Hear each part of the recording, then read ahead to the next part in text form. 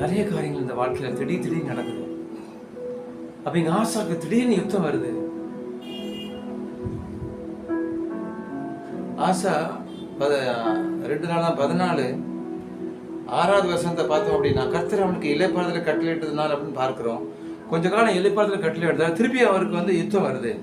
அப்ப யுத்தம் வந்த உடனே அவர் ஆசா என்ன பண்றாரு அப்படின்னு, நம்முடைய வாழ்க்கையில கூட யுத்தம் வரலாம், நம்முடைய சரீரத்துல, நம்முடைய குடும்பத்துல.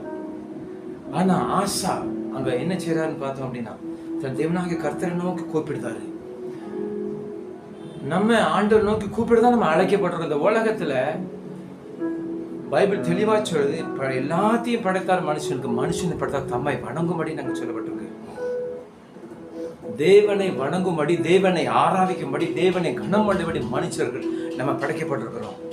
அப்ப ஆசா கர்த்தரை நோக்கி கூப்பிடுதாரு.